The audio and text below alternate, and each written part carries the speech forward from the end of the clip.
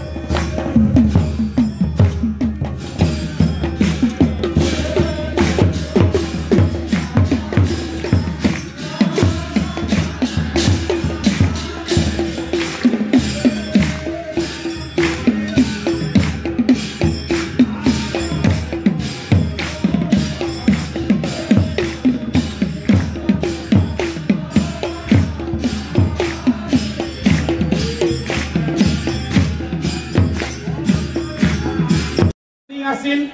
এই বাটচৰা 10 লাখ টকাতে সমাধান নহব আৰু আমাক ইয়াত বিশেষ পুঁজিৰ প্ৰয়োজন হ'ব কিন্তু আমি আজি আৰম্ভ কৰিছো কাৰণ দয়াল বৰা বাপৰ পৰা মই বহু গালি খাইছিলো আৰু বহুত শিকিছিলো মোক বহুত গালি পাৰিছিলে মোৰ ঘৰত বহি মোক বহুত দমো দিছিলে তেওঁ ভুল কৰিলে মই যতে থাকে তাৰ পৰাই তেওঁ মোক ফোন কৰে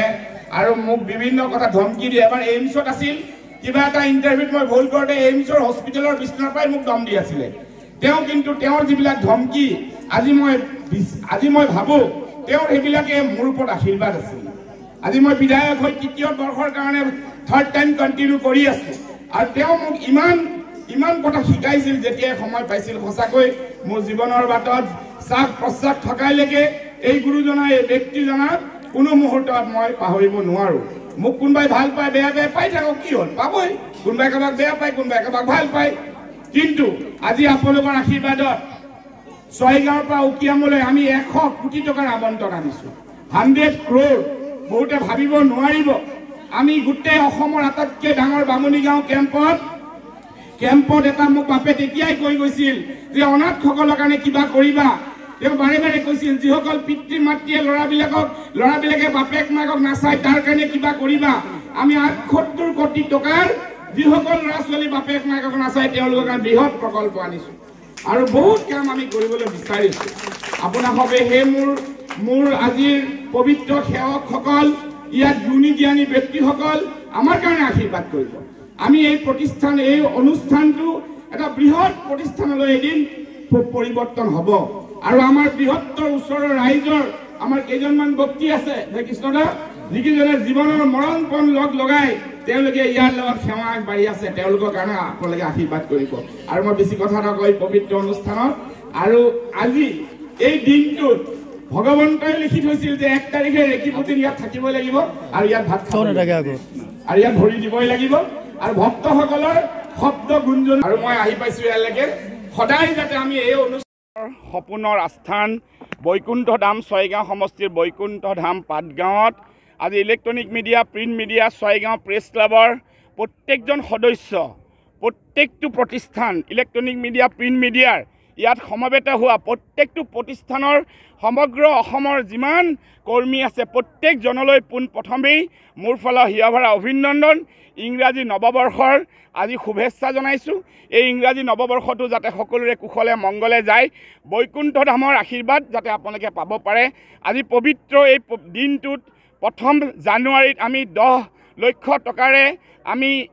ইয়াৰে আমাৰ বৈকুণ্ঠ ধামৰ বাটচৰা আমি কাম আৰম্ভ কৰিলোঁ অনাগত ভৱিষ্যতত আমাৰ আৰু বহু পৰিকল্পনা আছে আমি ৰাস্তা নিৰ্মাণ কৰিছোঁ দলং নিৰ্মাণ কৰিছোঁ ভিতৰতো ভালেকেইটা প্ৰকল্পৰ কাম চলি আছে এক বৃহৎ প্ৰকল্পৰ ইয়াত কমিটিৰ ফালৰ পৰা বাপ বান্ধৱৰ ফালৰ পৰা পৰিকল্পনা আছে আপোনালোকে আশীৰ্বাদ আমাক কৰিব এই অনুষ্ঠানটো সমগ্ৰ ৰাইজৰ কাৰণে জাতি ধৰ্মৰ উৰ্ধত জনসাধাৰণৰ কাৰণে সেৱাৰ কাৰণে সদায় যাতে আপোনালোকৰ সৰুগত হৈ থাকিব পাৰে